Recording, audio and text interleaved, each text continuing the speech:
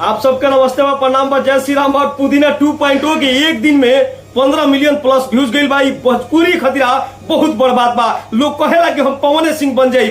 तनी पवन सिंह के अलावा केहू के गाना अगर आप लोग के ध्यान में होके तो एक गाना बता दी जाए जो ना गाना के 15 मिलियन प्लस व्यूज गई बा। लेकिन पवन सिंह खतरा ई कोनो बड़ बात नहीं खे। आप लोग जानत नहीं जाके एकरा पहले भी पवन सिंह के कुछ गाना एक दिन में 18 मिलियन प्लस जा चुकल बा। एक होली के गाना ही रहे लहंगवा वाला जो 18 मिलियन प्लस गिरे एक दिन में, जो मेन मीडिया में चलावल गिरे।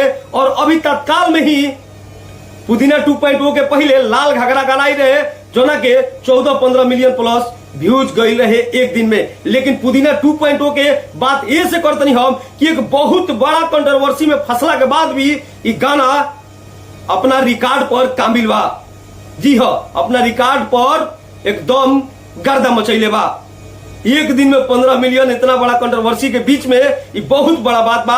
और थोड़ा सा व्यूज डाउन भइल बा, लेकिन आप लोग से आग्रह करतनी कि आप ये कंट्रोवर्सी के छोड़ी, ऐसे कि कंट्रोवर्सी फालतू में कल गई रहे। पुदीना 2.0 के फ्लॉप करे खतरा कल गई रहे। आप सब समझ गए बनी जा। अगर नहीं जा समझौल तो हम काल वीडियो डालने बनी, जाके वो वीडियो के देख लीजा। उसमें सब कुछ सत्य मालूम पड़ जाये कि जानबूझ के कंट्रोवर्सी कल गई रहे।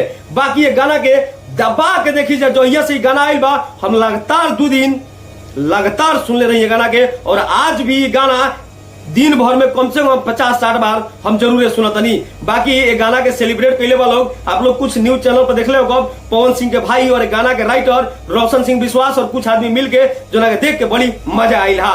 बाकी बहुत जल्द भैया के एक और गाना आवे वाला बा कुछ दिन के अंदर। तब तक के गाना के कुछ लाइन ऐसा बा जो एकदम घर बना देले बा। ये गाना में एक लाइन बाटे जो आप लोग के भी पसंद आवत होई। भैया बहुत अच्छा से गईले बड़न और भैया लेखा तो गाइए नहीं कर सकत, लेकिन हमारो मन करता थोड़ा सा आप लोग के साथ में गाना गुनगुना दी।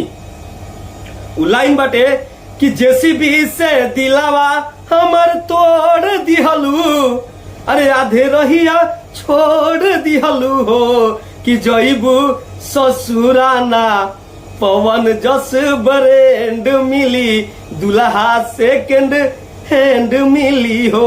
ये भैया बहुत ही अच्छा से गईले बड़न। उतना अच्छा से तो दुनिया में केहू नहीं गा सकत। बाकी हमारो मन रहे कि आप लोग के साथ में थोड़ा सा गाना के गुनगुनाई और आप लोग गाना के लगातार सुनी जा और अभी भी लगातार शेयर करी जा।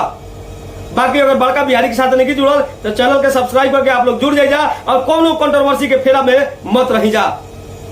जौन गाना अच्छा बात तो ना सपोर्ट करी जा, ऐसे कि लोग अब जानबूझ के कंट्रोवर्सी करतन ई पता चल चुकल बा।